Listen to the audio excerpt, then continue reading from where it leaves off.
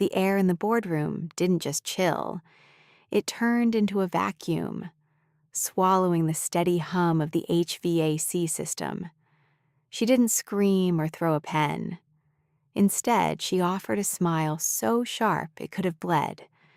It was the look of someone who thought they held all the cards, blissfully unaware the deck was already burning.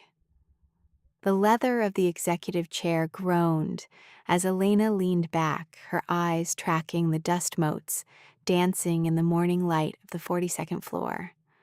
To her, I was a line item, a high-maintenance asset that had finally hit its expiration date. When I slid that digital resignation across the mahogany table, I expected a tremor of hesitation. Instead, I got a surgical dismissal. "You're not that irreplaceable," she whispered, her voice like crushed velvet over gravel. She didn't even wait for my rebuttal. She simply clicked save, grabbed her espresso, and walked out. The click of her heels sounding like a metronome, counting down to a disaster she couldn't yet see. The boardroom felt cavernous when she left. It was a space designed for power moves and billion-dollar handshakes, smelling faintly of expensive cologne and the sterile scent of polished glass. I looked at the empty seat at the head of the table. Elena operated on the philosophy that the machine was greater than the parts, but she had forgotten that some parts don't just move the gears. They are the grease that keeps the whole engine from seizing. She saw a resignation. I saw the first domino falling in a sequence I had spent 5 years meticulously arranging. Outside, the city was a blurred mosaic of gray and gold, indifferent to the corporate drama unfolding in the heights. I packed my bag with the rhythmic precision of a soldier clearing a trench. There was no anger, only a cold, vibrating clarity. The architecture of the firm's success was built on Section 11 client dependency protocols, a boring, bureaucratic labyrinth of legal safety nets. Elena believed those nets were made of steel.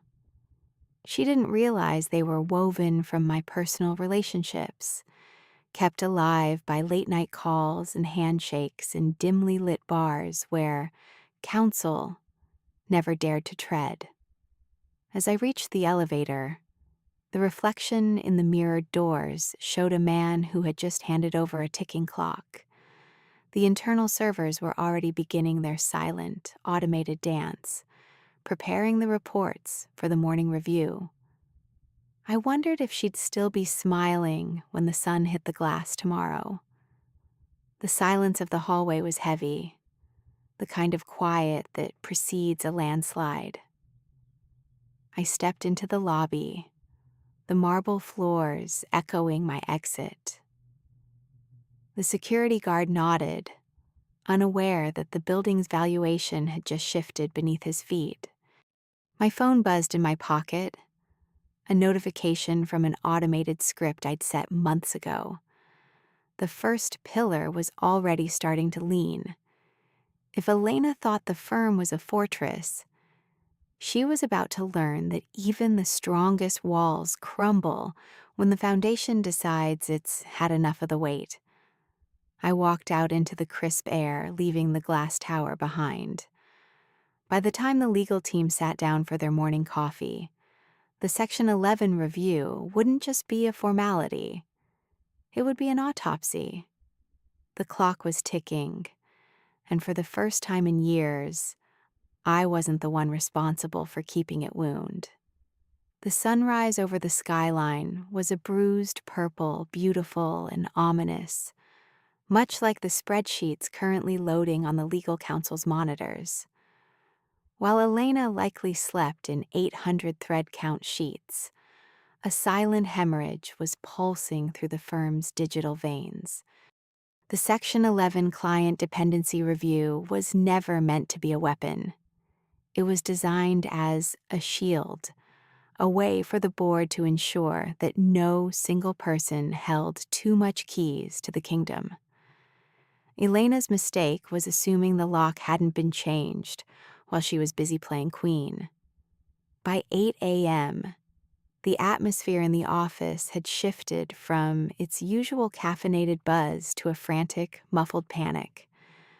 I sat in a small cafe across the street, watching the glass tower reflect the morning light. I could almost picture the scene. The general counsel, a man who spoke exclusively in billable hours and caution, staring at a screen where the numbers simply refused to add up.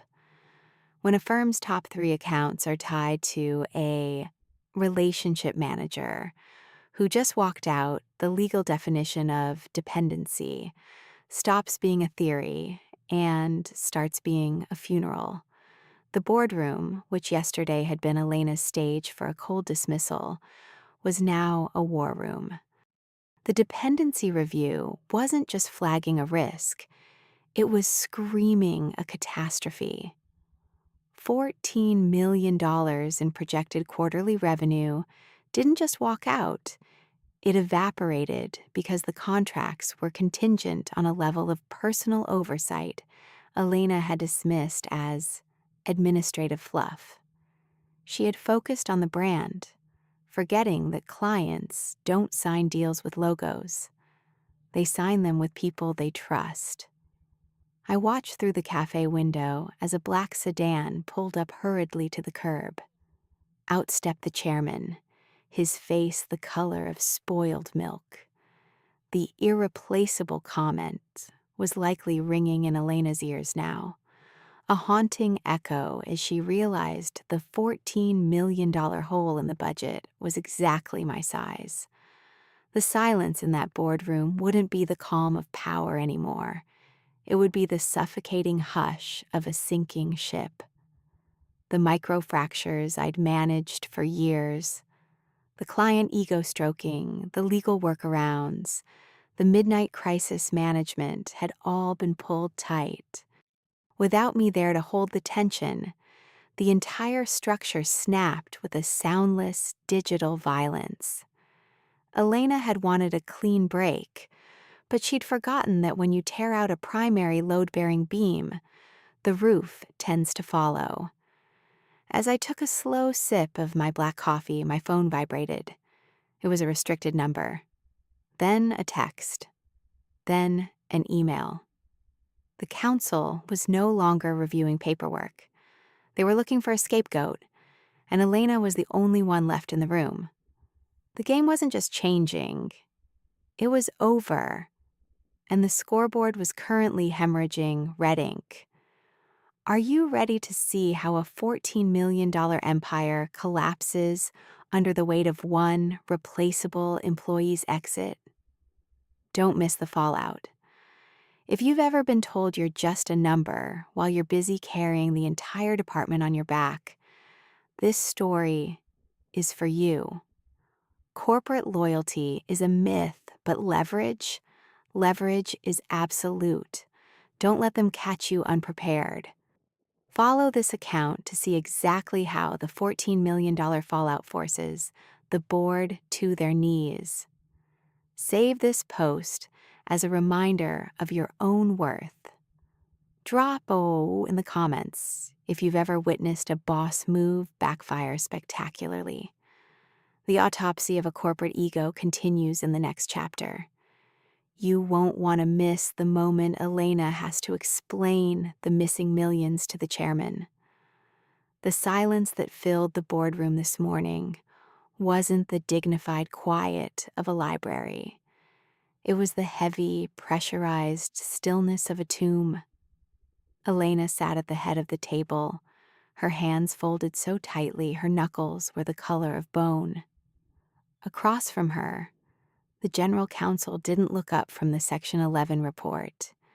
He just kept tapping a gold fountain pen against the edge of his tablet, tap, tap, tap. The sound of a ticking clock that had finally run out of time.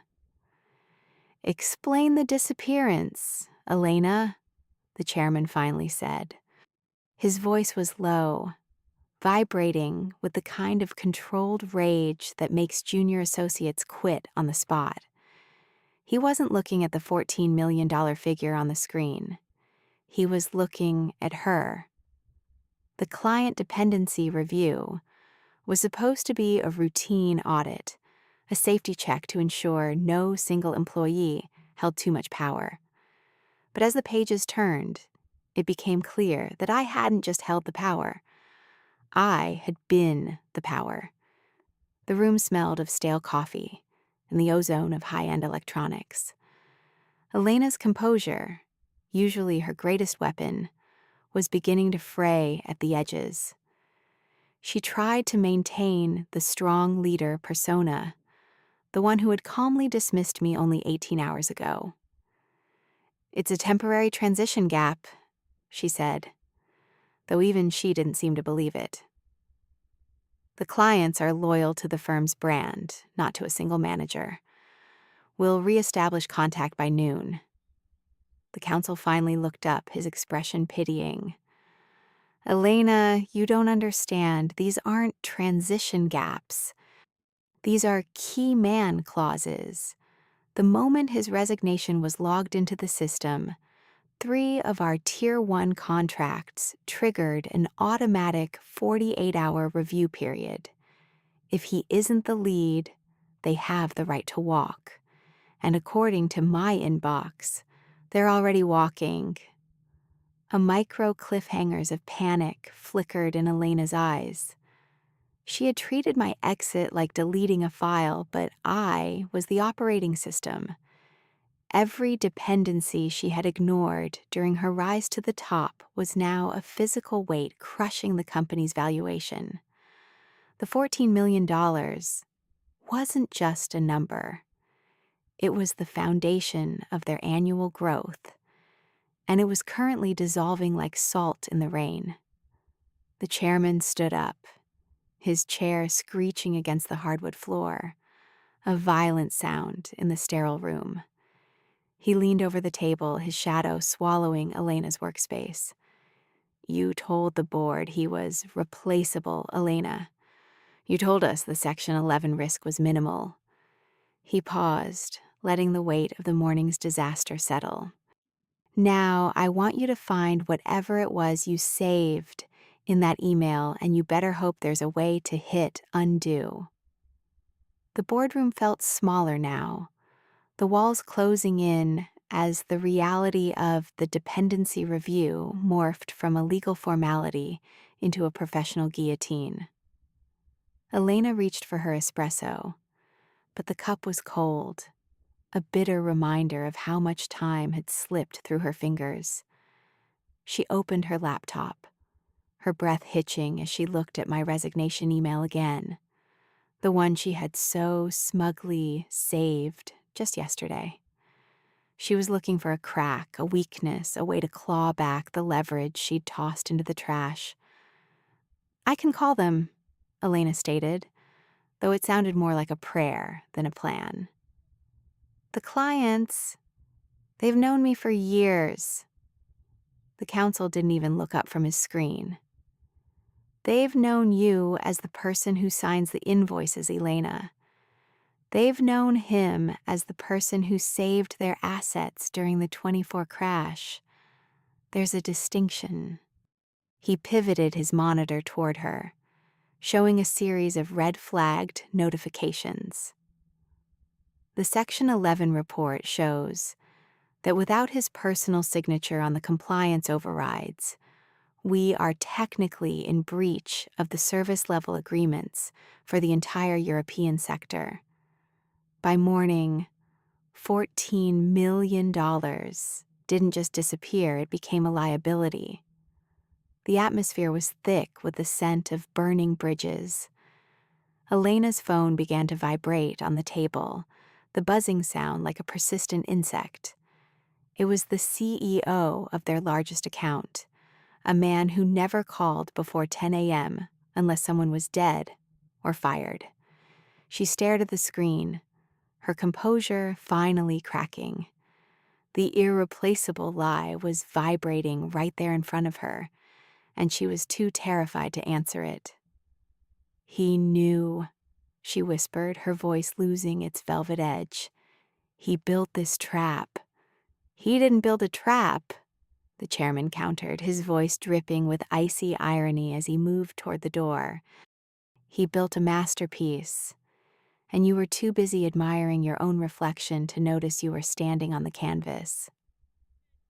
He stopped at the threshold, not looking back.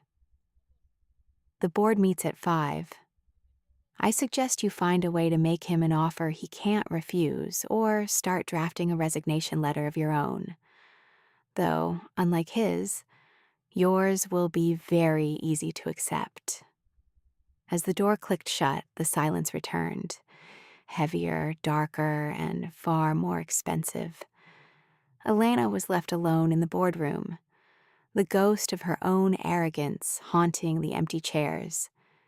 She realized then that the save button she'd clicked wasn't a victory. It was a record of her greatest mistake. Outside, the city continued its indifferent roar, while inside, the $14 million hole continued to widen, waiting to swallow her whole. The mahogany table, once a symbol of Elena's absolute domain, now felt like an altar where her career was being prepared for sacrifice. She sat alone, the digital Section 11 report glowing on the screen like a neon headstone. The council had retreated to the shadows of the legal wing to draft indemnity waivers, leaving her in a vacuum of her own making. $14 million. It wasn't just a loss. It was a ghost story that would follow her to every future interview, every board seat, every corner of the industry. She finally opened the saved email, searching for a sign of emotion, a hint of spite, anything she could use as a legal foothold. But the text was agonizingly professional. It was a masterpiece of corporate neutrality that masked a strategic decapitation. I hadn't left a mess. I had left a vacuum, and as any physicist could have told her, nature and the market abhors a vacuum. The thin irony of the situation began to settle over the room like fine dust. For years, she had preached about systemic resilience and process over personality. She had built a temple to the idea of the firm, only to realize that the temple was held up by a single human pillar she had spent the last 6 months trying to sand down. Now, the roof wasn't just leaking. The sky was falling. Her hand trembled slightly as she reached for her personal phone. The irreplaceable manager was no longer an employee. He was a sovereign state, and she was an ambassador of a failing nation forced to beg for terms. She looked at my number, knowing that if she pressed call, she was admitting that her entire philosophy of leadership was a house of cards. The boardroom, with its polished glass and panoramic views, suddenly felt like a cage. In the reflection of the window, she saw a woman who had mistaken a support beam for a decorative trim. The silence was finally broken by the chime of the elevator down the hall. The chairman returning for his pound of flesh. Elena realized that the only thing more expensive than my salary was the cost of my absence. The clock on the wall ticked forward, indifferent to her panic. She had saved the email, yes. She had kept the digital record of my departure. But as the sun climbed higher, illuminating the $14 million crater in the company's heart, she realized she hadn't saved the email at all. She had simply archived the moment she became irrelevant.